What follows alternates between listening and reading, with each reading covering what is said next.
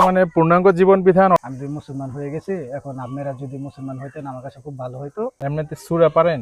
সূরা আমি আলহামদুলিল্লাহ সূরা বিজয় চন্দ্র সূত্রধর থেকে মোহাম্মদ আব্দুল্লাহ। মৃত্যুবাদ একমাত্র আমার কেউ মনে ইসলাম ধর্ম থেকে আমাকে কেউ সরাতে পারবে না। আর আগে যে হিন্দু ধর্ম পালন করতেন তখন যে রীতিনীতিগুলো, পূজাটা আমি এখন যে আমাদের নামাজ পড়তেছেন, রোজা রাখতেছেন, ঈদ পালন করছেন, এটা খুব সুন্দর নামাজ পড়েন, কেমন লাগে? মানে পার্থক্যটা কি আসলে? আমার একটাই অনুরোধ, আপনি 5 ওয়াক্ত নামাজ পড়বেন, কোরআনটা সহিশুদ্ধভাবে পড়বেন, শিখবেন। নামাজ পড়তেছেন কেমন লাগে যে মসজিদে যে 5 ওয়াক্ত নামাজ পড়েন, আযান দেয়? মানে এটা বলার মতো কোনো ভাষা নাই, কিভাবে আপনাকে আমি বুঝাবো।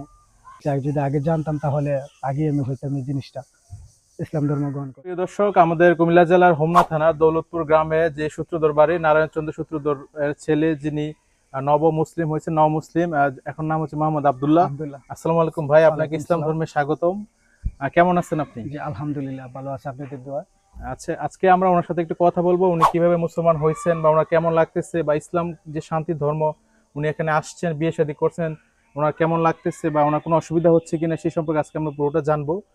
তো ভাই, আসলে আপনি আমাদের ধর্মে কিভাবে আসছেন? ধর্মটা ভাই এক সময় আমার ছোটবেলায় যে সময় আমার বুঝি মানে জ্ঞান অর্জন হয়েছে, ওই সময় থেকে আমার নিয়ত ছিল যে আমি ইসলাম ধর্ম গ্রহণ করব, কিন্তু আমার ফ্যামিলিকে আমি কোনো সময় জানাই নাই। কিন্তু আমার বন্ধু বান্ধব ছিল, তারা কেউ আমি জানাই নাই। তাই আমার নিজের মনে রাখছি যে আমার সিদ্ধান্ত আছে যে আমি নিজের ঘরে দাঁড়াতে পারলে আজকে না হোক 10 বছর পর হলেও আমি মুসলমান, ইসলাম ধর্ম আমি গ্রহণ করবো। যাই বাদ আমি কয়েক বছর আমার ফ্যামিলির সাথে ছিলাম। তো আমার ফ্যামিলি বাইরে আমাকে পাঠাইছে, বাইরে না পাঠার পরই আমার মনে করেন যে 2 বছর বাইরে ছিলাম। তো পরে আমি একজনে আমার এক মুসলিম ভাই আছে, ওনার সাথে শেয়ার করছি যে ভাই আমি ইসলাম ধর্ম আমি গ্রহণ করবো। যে ভাই আমার এমন এমন ব্যাপার, জুম্মার দিন সেদিন তো আমি কাজে চাইছি। আপনারা মালদ্বীপ গেছিলেন না? মালদ্বীপ ছিলাম। তো বলছি বর্দা, ওই বলতেছে যে তুমি মজা নিতেছ, আমি না মজা না, সত্যি সিরিয়াস ভাবে বলতেছি।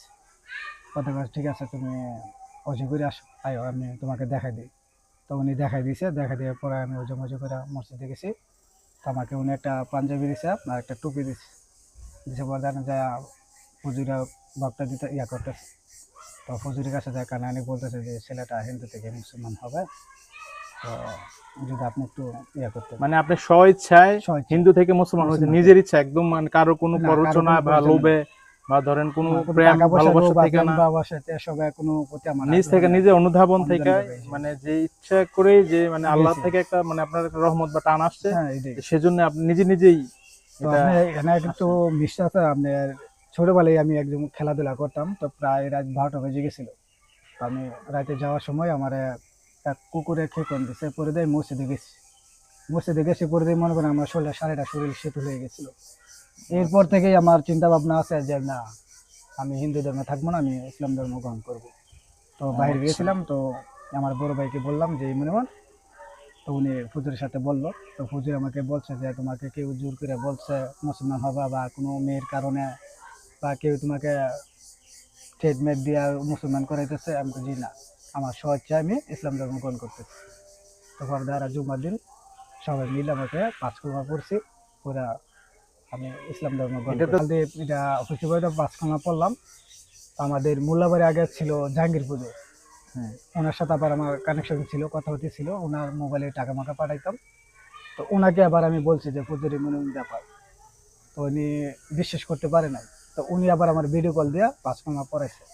আচ্ছা, পড়াইছে পরে মনে করেন যে প্রায় বছরখানেক হয়ে গেছে, নামাজ কালাম পড়তেছি, দেশে করতেছি।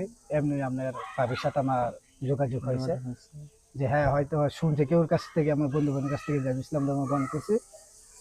তো হ্যাঁ আমার সাথে যোগাযোগ করছে, কইরা সারা বলতেছে যে আমি আপনার জন্য রাজি আছি, যদি আপনি বলেন তাহলে আমি আপনাকে বিয়ে করতে রাজি আছি।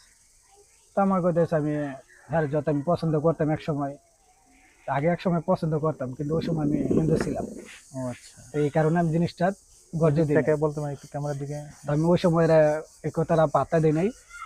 যাক, পোলাবেন মানুষ মন এক সময় কত কিছুই বলে, তাই এই কারণে আমি কিছু বলি নাই। তো ওই রাজি হয়েছে পরে আমি ওর ফ্যামিলিকে বলছি যে তোমার ফ্যামিলি রাজি নেই। তো হ্যাঁ, ফ্যামিলি কেউ রাজি হয় নাই। তো পর্দা হ্যাঁ আম্মাই রাজি হয়েছে, তো হ্যাঁ আম্মাই রাজি হয় নাই। আমি বাঘাবাড়ি মসজিদ আইনাসিরা পরে বিয়ে করছি। হিন্দুর নাম কি ছিল আপনার? হিন্দুর নাম ছিল বিজয় চন্দ্র সূত্রধর। আচ্ছা, জি। তো যখন আপনি ইসলাম ধর্ম গ্রহণ করছেন, আপনার বাবা মাকে শুনাইছেন, তখন ওনাদের প্রতিক্রিয়াটা কি ছিল? ওনারা আসলে অনেকের কেমন প্রতিক্রিয়া ছিল, লাগছিল ওনাদের? ওনারা জিনিসটা ওনাকে আমি বলছি যে আম্মু, জীবনে যাই করছি না করছি আগে বুঝি নাই, কিন্তু এখন বুঝি, কিন্তু এই ধর্মের মতো শ্রেষ্ঠ ধর্ম আর কোনখানে নাই। জি। যদি আপনারা মনে কিছু না নেন, তো আমি আপনাকে একটা কথা বলতে পারি, আমি যদি মুসলমান হয়ে গেছি, এখন আপনারা যদি মুসলমান হইতেন আমার কাছে খুব ভালো হইতো। আর আপনারা কোনো সময় আপনারা কাজকর্ম করে কোনো খাইতে হইব না, আজীবন আমি আপনাদেরকে পাও দোয়া, হ্যাঁ, কোনো কাজ করতে হবে না, খালি খাবেন, নামাজ পড়বেন, এই আল্লাহরে রাখবেন। তো এই কথাগুলো পরে আমার অনেক গালাগালিজ করছে আমার ফ্যামিলি, মা বাপ, ভাই বোন সবাই ওনাদেরকেও গালাগালিজ আপনি করছে। আপনার পরিবারের হ্যাঁ, আমি দাওয়াত সদস্যদেরকে দিচ্ছি, মুসলমান হওয়ার জন্য আহ্বান করছেন, আহ্বান দাওয়াত করছি, দিচ্ছেন, কিন্তু ওনারা সেটা মেনে নেয় মেনে নাই। নেয় নাই। কিন্তু আপনি যে মুসলমান হয়েছেন তাদের মনে কোনো কষ্ট, ক্ষোভ বা আর এই কষ্ট আপনার বলতে, সাথে কোনো রাগারাগি বা খুবই মানে আছে না যে হ্যাঁ, একদম মানে না, আর মানে আব্বা এখন বর্তমানে মনে করেন অনেক রাগ, যে আমি জন্ম দিছে আর মা বাপ, আমার হ্যাঁ, কর্তব্য, আমি বলছি যে আমি যতদিন জীবিত আছি আমি আপনাদেরকে দিয়ে যাব 10 টাকা বাড়ি 5 টাকা করে, আমার যতটুকু তফিকে কুলায় আমি এতদিন আপনাকে দিয়ে যাব, যদি আপনারা নেন, আর না নিলে কোনো জোর নাই।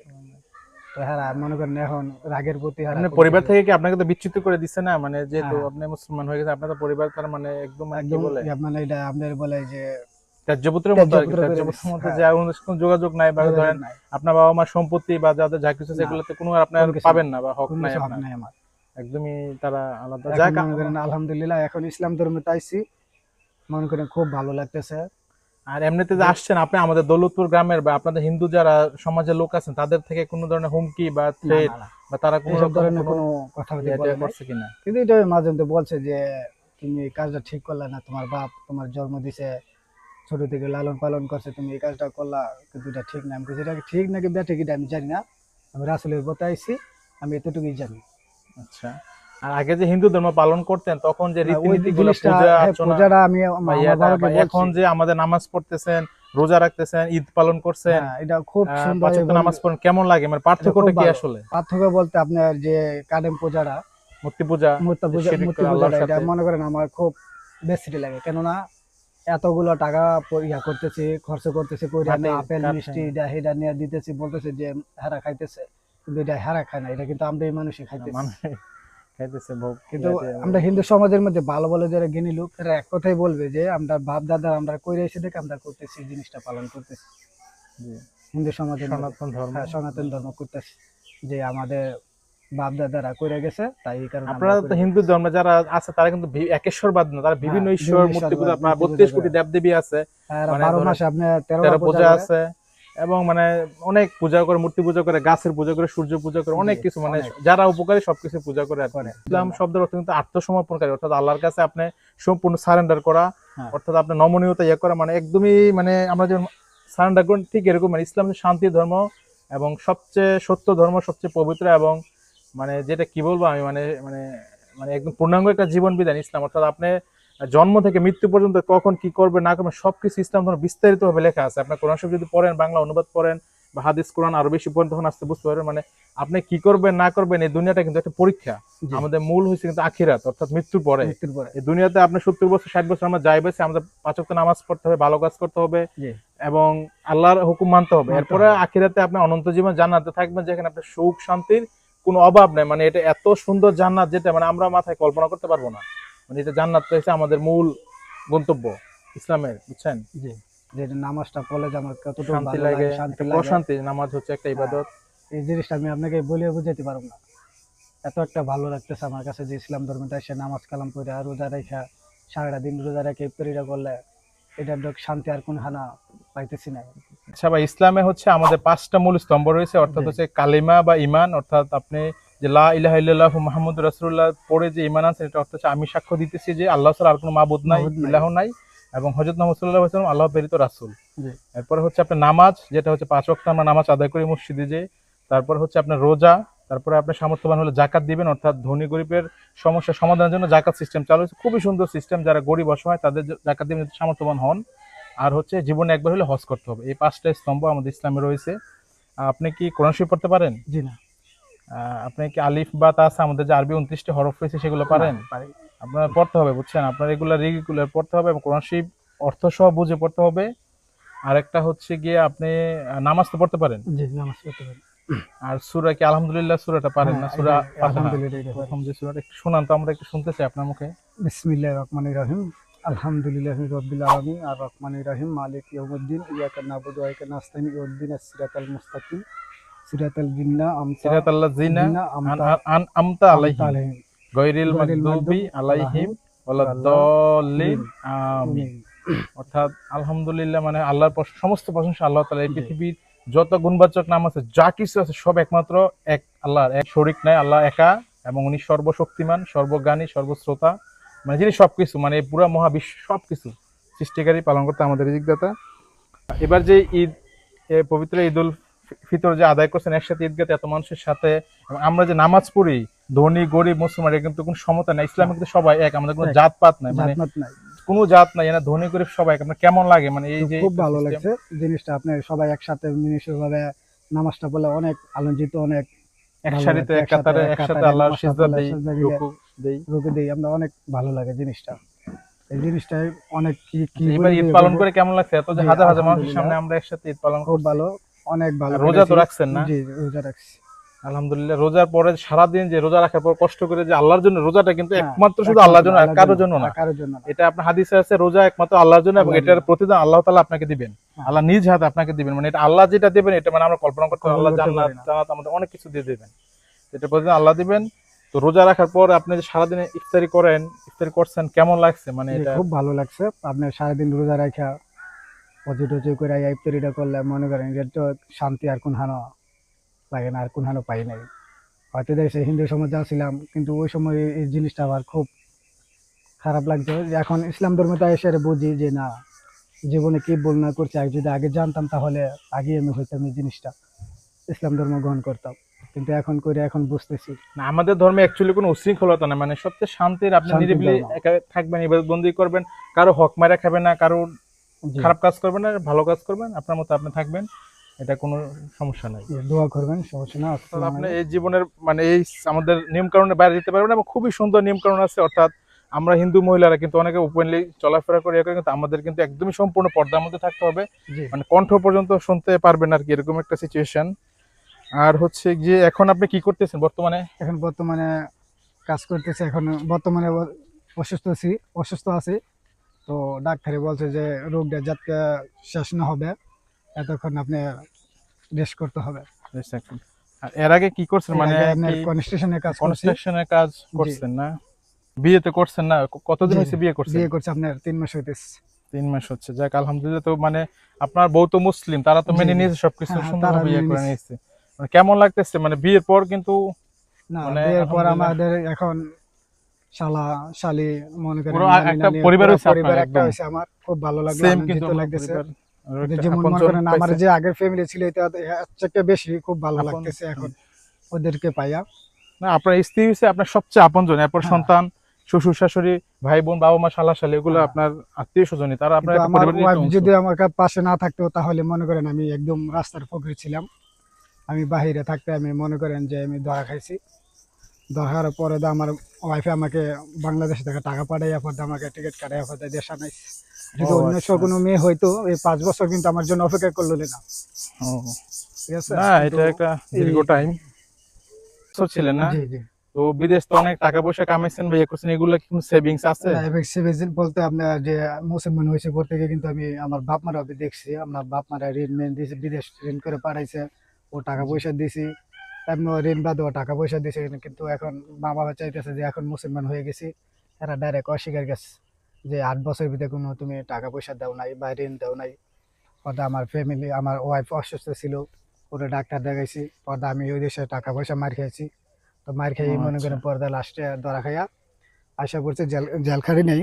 যদি আপনি মুসলমান হন আর আপনার বাপ মা যদি অন্য ধর্মের থাকে, আপনার কিন্তু সম্পূর্ণ দায়িত্ব ওনাদের খোঁজ খবর রাখা, ওনাদের ভরণ হ্যাঁ, পোষণ দেওয়া, এটা এবং নিয়ে বলছি আমি ওনাদের সাথে সদাচরণ করা, ভালো আচরণ করা, খোঁজ খবর রাখা, এবং ওনাদেরকে আমি বলছি সবকিছু করা। যে ওনাদেরকে বলছি যে আপনাদের আমি এক কিন্তু এটা ধর্ম দায়িত্ব। থেকে আরেক ধর্মে গেছি কি আমি যতটুকু আমার হ্যাঁ, তৌফিকে বাবা কুলায় মার হক আমি আদায় করবেন, আপনাদেরকে দেব, খোঁজ খবর যদি রাখবেন, আপনারা ন্যায় যতটুকু সহজ চান। করা যায় হ্যাঁ, করা যায় করা যায়, এরকম আর কি। এবং ওনারা এই আর কি, এটা কিন্তু আমাদের ধর্মে স্পষ্ট বলা আছে, মানে কখনো কি এই ধর্ম ছেড়ে চলে যাবেন? আমাদের না, ইসলাম না। ধর্ম ছেড়ে যদি কোনো চাপ বা একমাত্র যে কোনো আমি কিছু হয়, একমাত্র মনে করেন আমার মরণ বাদে, মৃত্যু বাদে একমাত্র আমার কেউ মনে করেন ইসলাম ধর্ম থেকে আমাকে কেউ সরাতে পারবে না। ইনশাআল্লাহ এটাই ইনশাআল্লাহ। আমরা চাই, দোয়া করি। আর হচ্ছে আরেকটা বিষয় হচ্ছে আপনি মানে বর্তমানে আপনার মানে কি অবস্থা, মানে আপনার টাকা পয়সা সেভিং বা আপনি যে বর্তমান লাইফটা লিড করছেন কেমন লাগতেছে, বা কোনো না, টেনশন বা কোনো কোনো সংশয়, টেনশন নাই এখন, কোনো মনে চাপ করেন যে আছে আমার কিনা, ইসলাম আর্থিক ধর্মের ভাবে কোনো মধ্যে, অসুবিধা? ইসলাম ধর্মের মধ্যে যত আমার ভাই বাদার আছে সবাই আমাকে হেল্প করতেছে, হেল্প, অনেক মিলেমিশে আমরা মিলেমিশে আছি। আমরা অনেক ইয়ে করতেছি, কিন্তু অনেক ভালো লাগতেছে, কিন্তু টাকা পয়সা আপনার কোনো সমস্যা নাই, এটাই কি। আচ্ছা, না আমরা আসলে আমরা যারা আমাদের পুরো গ্রামবাসী, পুরো আমরা যত বিশ্বের যত হুম, মুসলমান আছে প্রত্যেক মুসলমান কিন্তু আরেক মুসলমান ভাই ভাই। ভাই ভাই, আমাদের কিন্তু এক ভাইয়ের প্রতি আরেক ভাইয়ের হক আছে, তার ভালো চাওয়া, তার ভালো করা, তার জন্য দোয়া করা, সালাম দেওয়া এবং কি তাকে সাহায্য করা, সাহায্য এগুলো করা, কিন্তু অনেক, আপনি যখন পড়বেন ইসলাম ধর্ম সম্পর্কে জানবেন তখন অনেক কিছু জানতে পারবেন। তো সবাই আমরা যত মানুষ আছে বাংলাদেশে তো বেশিরভাগই মুসলমান, সবাই আমাদের দায়িত্ব, ইমানের দায়িত্ব, এবং আমাদের দৌলতপুর পঞ্চগ্রামের সবাই আমরা আপনাকে সহযোগিতা করব সর্বাত্মক, যে কোনো বিপদ আপদ যে কোনো কিছুতে আপনি এখন আমাদের ভাই হয়ে গেছেন আর কি, জি। আপনজন হয়ে গেছেন। তো আমাদের কাছ থেকে আপনি কি চান, মানে কি ধরনের প্রত্যাশা, মানে আমরা মানে আপনাকে কিভাবে প্রত্যাশা সাহায্য করতে বলতে পারি? মনে করেন যে আমার এখন বাড়িঘর থাকে, কিন্তু এখন আমার বাড়িঘর নাই, নাই, তো হ্যাঁ যেহেতু আপনি আমি এতেই এখন অসহায়ের আমি মতো, ধরতে গেলে কেউই আসলে আপনার নাই কেউ নাই আসলে। আমার পাশে, ধরতে গেলে আমার মুসলিম ভাই বাদের আছে, হুম হুম।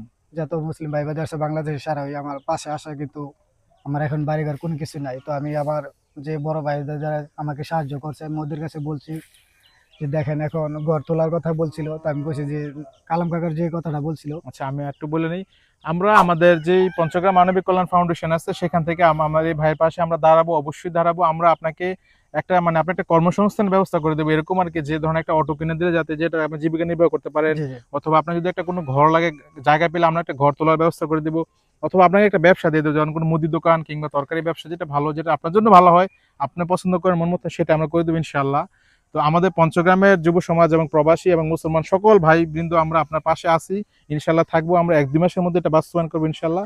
তো আপনার কোনো ভয়ের কোনো কিছু নেই, আমরা করে দেবো, আপনার সাথে আলোচনা করে আমরা করবো আর কি। যে নব মুসলিম যে ভাই আছে, নব মুসলিম মোহাম্মদ আব্দুল্লাহ ভাই, উনি কিন্তু অনেকটাই অসুস্থ, অর্থাৎ হ্যাপাটাইটিস বি ভাইরাস, জন্ডিস, ওনার চোখগুলো হলুদ হয়ে আছে আমি দেখতে পাচ্ছি, উনি প্রায় 15 দিন 1 মাস ধরে অনেকটাই অসুস্থ। তো আপনার সুচিকিৎসা দরকার, সবার আগে হচ্ছে শারীরিক সুস্থতা। জি, তো আপনি ভালো ডাক্তার দেখেন, ঢাকা যেয়ে চিকিৎসা করেন, আমরা আপনাকে সহায়তা করবো ইনশাল্লাহ, দোয়া এবং এটা করবেন এই আমি যেন, আমল করবেন, অর্থাৎ দোয়া করবেন, কোরআনই আমাদের জীবন, দোয়া কোরআনই করবেন আমি সবকিছু যে আমাদের। কোরআনটা যে অতি তাড়াতাড়ি যে শিখতে পারি। হজ করার ইচ্ছা আছে? হ্যাঁ জি, আমার ইচ্ছা আছে, তো আমি আমার অভিজ্ঞও বলছিলাম যে আমি রেন করি যেটাই করি না কেন, আমার জীবনে সামর্থ্য আল্লাহ আশাটা, তাআলা ইনশাআল্লাহ অবশ্যই যদি দিবে আল্লাহ আপনাকে। আমাকে একদিন না একদিন সামর্থ্য দেয়, আমি অবশ্যই কাজ করতে দিবে না করতে দিবে আমি যে উর্মাটা উমরা করব। হজ করবেন। হ্যাঁ আর আপনার ওয়াইফ যেহেতু মুসলিম, ওনারা মুসলিম ফ্যামিলি, আপনি ওনার থেকে সবকিছু জানবেন, ইসলাম জি ধর্মের সবকিছু আস্তে আস্তে চর্চা করবেন, এবং আপনি আরো বেশি মানে একজন মুসলমান হচ্ছে বেশি ইবাদত বন্দেগী আপনি করবেন, যাতে মানুষ জি বলে না লোকটা হ্যাঁ নামাজি, মানে ইমানদার লোক, একটা মানে আরো বেশি নামাজি হবেন, ইমানদার হবেন, সেই প্রত্যাশা করছি। আর ভাই অনেকক্ষণ কথা বলছি, আপনি সবসময় আপনার জন্য আমাদের সাপোর্ট থাকবে, আমাদের মুসলমান সমাজের পক্ষ থেকে সর্বাত্মক সহযোগিতা, সর্বোচ্চ সহযোগিতা আমরা আপনাকে করবো, এবং আমাদের পঞ্চগ্রাম মানবিক কল্যাণ ফাউন্ডেশন থেকে ইনশাল্লাহ আমরা একটা কার্যক্রম নিচ্ছি এবং ইনশাল্লাহ এটা বাস্তবায়ন করব। আপনি ভালো থাকবেন, হাসি খুশি থাকবেন, একদম বুক ফুলায় বাঁচবেন, চলবেন, আপনার কোনো ভয় নাই, কোনো অসুবিধা নেই, যে কোনো সমস্যা, যে কোনো রাত দিন 24 ঘন্টা আমাদের মুসলমান ভাই আছে, অনেক লোকজন আছে, বন্ধু আছে, আপনার বড় ভাই আত্মীয় স্বজন আছে, কাকা চাচা মামা সবাই আছে, আপনি আমাদের সাথে খোঁজ খবর রাখবেন, আপনার শ্বশুর বাড়ি আছে, এবং প্রতিটি মুসলমানই আপনার ভাই, ভাই, আপনার আপনজন, আপনার ভয়ের কোনো কিছু নাই, এটা আমি আপনাকে বলছি। আর ভালো থাকবেন, সুস্থ ইনশাল্লাহ থাকবেন, দোয়া সুন্দর করবেন। থাকবেন। আমাদের ইসলাম ধর্মে আপনাকে আবারও স্বাগতম জানাচ্ছি। শান্তির ধর্ম, সত্য ধর্ম এবং মানবতার ধর্ম হচ্ছে ইসলাম, আপনি কয়েকদিন পর আপনারা এটা বুঝতে সবাই পারবেন। দোয়া করেন আমি যেন ইসলাম ধর্ম যে আইসি, ইসলাম ধর্ম যে সঠিক মতো পালন করতে পারি, নামাজ কালাম যে 5 ওয়াক্ত আমি পড়তে পারি, আল্লাহর কাছে দোয়া করবেন নামাজ পড়ে, এটি আমার কাছে অনেক আলোচিত।